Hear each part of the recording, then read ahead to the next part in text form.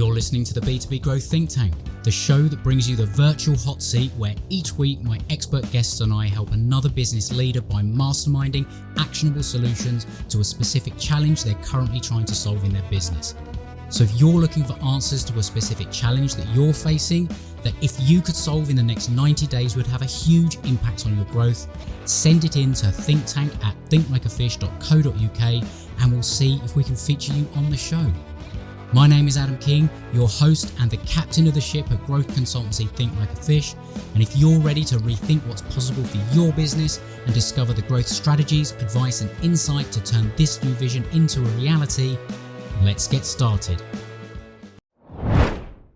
Hey, Adam here, and thanks very much for tuning in. And as you are, I'm going to make the assumption that you are responsible for generating revenue for an established B2B professional service business, and you're looking to grow your revenue. So what I've got for you, you're going to absolutely love, because I've recently released my new revenue multiplier calculator and bonus training, where using this tool and following the training, you'll discover how to uncover the hidden revenue opportunities in your business and be able to systemize your growth using 7 revenue multipliers that can double your business in 12 months or less. So if you want to go and grab your copy, go to thinklikeafish.co.uk/calculator.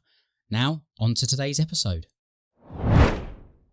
What this is, and for those that haven't listened before, the virtual hot seat is where we have a listener that sent in a challenge or a question around something that's going on in their business that they're either looking to solve, or it's an opportunity that they're looking to maximize. So today's virtual hot seat question and challenge is, my challenge is that as a digital agency, we have a menu of things that we can do for clients.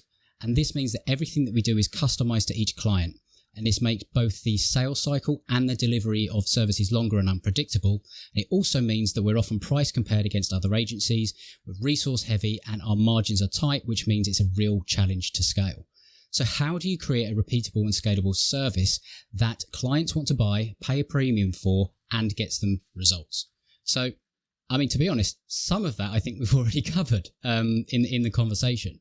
But thinking about things from sort of point 2 that you make, like, first of all, what comes to mind when you hear a challenge like that? This is the typical challenge of every professional service. Every agency has this problem.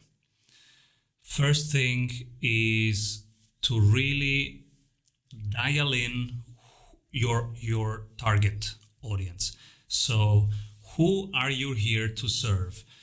We have 10 questions that we ask, and it starts with demographic, right? Like really their age and gender, etc. And then we go more specific. What keeps them awake at night? What do they want to move forward? What do they want to avoid? What do they hate? What do they love?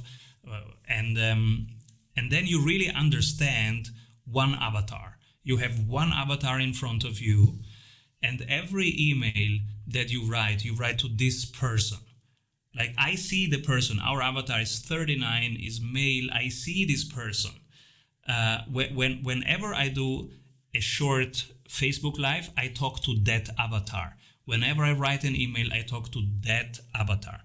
I don't have 1,000 clients. I have one client 1,000 times. So the first thing is to focus really on who you serve. And that's the hardest part, because they think, oh, if I focus too much, I lose a ton of revenue. It's not true. Everyone hates it. Everyone hates having to do it. You know, just the idea of it, first of all, and then the actual exercise of really getting to understand that client. And people will tend to maybe do some guessing and all the rest of it, whereas actually all you need to do is go and find that client that you've already served that fits the model that you want to serve moving forward. And talk to them, ask them questions. You know, you don't necessarily have to do this in a bubble and actually figure this out yourself. Just go out and talk to your clients. Like, that's the best way to do it. Exactly. So he runs already a digital agency. They have already clients. It's just the exercise of pick your favorite. And right now it's more of a gut feeling why they are your favorite. But when you do this exercise, you will find out the criteria that makes them your favorite client. And some of them are intangibles, but try to find them out. It's the way they approach the project. So find these things out and write them down. Now you have done step 1. Step 2 is to package the offer. Imagine it's in a shop and it's a product. And so how does it look like? What's the package? What does it say up here? And if you take it in your hands, what's the weight of it? So try to make the intangible offer a tangible offer. That's why we say we double your revenue in 90 days. Because something very intangible, like we understand where your team is and aligned operation, sales, and marketing, that's very intangible. But if you say 90 days, double revenue, that becomes tangible. So the same... Well, that's the power of an offer, isn't it? And you don't get to that, first of all, until you've done that first step, which is understand your ideal client. But second of all, you need to be able to understand that client, but in the context of what problem are they trying to solve and what result do they want without that problem? Because that's when you can craft that offer. That's when you can say double your revenue in 90 days guaranteed. Now, that might not be what this person's end client wants. It could be something different, but it's always an outcome-focused promise that makes up your offer. It's not a service. You're not selling a service. You're selling the transformation. You're selling that journey from point A to point B, or you're selling the understanding that where you are now compared with where you want to be, there's a gap, and you fill that gap, and that's what you do. How do you communicate that? Exactly. And so time is important. For example, 90 days, 75 days, 48 days, 21 days. I have just embarked in a mental toughness challenge, and mental toughness is something really intangible, but they have done a great job of packaging it. They said 75 days and then your mental toughness is on top. 75. And this 75 has made it easy for me just to click and say, okay, let's go. And I started immediately. There's a start point and there's an end point. And it's kind of like, right, okay. It's almost like you're giving someone an out afterwards as well, in a weird way. It's like, I don't necessarily want to be tied in, you know. Certainly if you're, thinking back to maybe my sort of 20s and all the rest of it, male, fear of commitment, all the rest of it, right? I'm now married, so I got over it. But it's kind of like people don't necessarily want to be tied in. Like, and that's what we were sort of talking about earlier. A lot of people will go straight for their big service, their retainer services or whatever you may well call it. And it's kind of like, well, I'm tied in here. So how can you put a time limit on it and actually say to someone, look, we get you this result in this amount of time. And then you can kind of decide what you want to do after that. But we will solve this one problem for you. And I think there is also an additional part of it. So one part is you make the intangible tangible and you give this freedom. Okay, it's over after that period. The second part is you immediately install trust in me, because if you know exactly the days that it takes to get to that results, that means you have done it 100 times. Because if you have no idea, and if you're doing this for the third time, you cannot comfortably, I will feel that you do not feel comfortable with that package. So you will say it's 75 days, but I just don't buy it. Because when you get to the packaging stage, then you means you really know what you're doing. If you say in 21 days, I'm going to lose 3 kilograms, that is very specific. And that means that you have done your homework. Especially if you tie it to a guarantee. Because otherwise you can tell me anything, but do you have skin in the game? What happens if we don't reach them? That's why we have a guarantee. Because both sides need to have skin in the game. This is something that this digital agency maybe also might be considering. Digital agencies sometimes do done for you work instead of done with you. I think this is a big mistake. Whatever you are doing, it's usually the worst option just to do work for somebody. It's usually a much better idea to do work with somebody. So, hey, we are team now.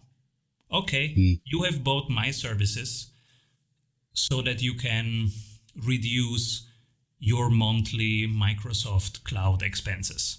Okay, we are a team now. I will make sure that your expenses go down and stay down. We are a team. And so I will not charge from you £2,500. I will charge 15% of every saving that you do every month, because we are a team now. I know we are going to bring you to success, and that's why I trust that 15% of that success is our fee. And I think that it is so, I'm surprised it's so rare, but then maybe I'm not, because maybe people haven't done this work to be able to systemize their fulfillment, their delivery to the point where they can guarantee that result. And maybe that's a weakness in a lot of the way that things are done. I don't know. But if you can do that and you can guarantee it, you are then, as you say, you're on the team, you're a partner, you're a growth partner, you're a whatever it is partner, and you are sitting on the same side of the table and you're sharing both the risks and the reward of doing business, because that's reality. There is risk and reward in all business. And if you can be the person that comes in and says, I see you, I understand your problem, we have a process that has been proven and trodden well before by others just like you, i.e. the ideal client that you've done the work to actually identify first, and we guarantee it because we know if you fit this criteria, we can achieve this result. It's kind of a no-brainer. Like, that's the power of an offer. Absolutely. And now you have packaged the offer. Now we go to the price. So try to find time, kilogram, something really tangible to make the intangible more tangible. The next thing is the price. Price is a bit harder. Price is actually quite a science to get it right. But for a small agency, there is one thing that works quite well. It's a structured process we have learned from the Y Combinator in the US, which has a ton of experience in helping startups find the right price. And that is, you increase your price by 5% with every new user. 5% increase with every new user until you hit the sweet spot, which is around 40% of lost closes. And you don't have to have a lot of emotions in there. It's a very numerical thing. You just check the numbers and you find your max price. For a while, that will be the best price you can achieve. But then you have still the problem that he is mentioning, that he gets compared against other agencies. You have to swim out of that problem. And that means you have to go from a red ocean to a blue ocean. You have to swim out of the comparability. In order to do that, you have to put another 30 minutes of work in. And in these 30 minutes, you compare the alternatives your client can have. So if they don't pick your solution, what else can they do? And we have a structured way that I can share with your audience of how we go through it. And 30 minutes later, you have found your uniqueness. Now with that uniqueness, you refine the message. And now when somebody compares you, they don't compare you against other agencies. They compare you against what else they can do. Because you have found your uniqueness. And that is, that whole piece is so important, because it's very difficult to tell the difference from somebody on the outside of the industry. It doesn't matter whether you're a digital agency, it doesn't matter whether you're an advisor of, financial advisor, it doesn't matter whatever it is you do. They don't understand the blood, sweat and tears it's gone in to qualify, to get the qualifications, the experience and all the rest of it. You're just one of a number of people that say they can do what you can do. Yeah. That's why coming up with this value proposition, unique selling proposition, whatever term people want to attribute to it, it's vital. And it's the piece that I don't think a lot of people spend enough time on, because it's this piece alone that can double your revenue. Like, almost forget some of the other stuff. If you can get this right, like, that value proposition to put yourself in a category of one allows you to increase prices. It helps to improve the close rate of sales conversations, because people are already kind of like, yeah, this makes sense. I don't even, you had me at hello, Jerry Maguire, that kind of thing. It's so important.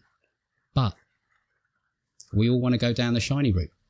We all want to go and do the lead gen or, Facebook ads or whatever it may well be at this, at this particular moment in time.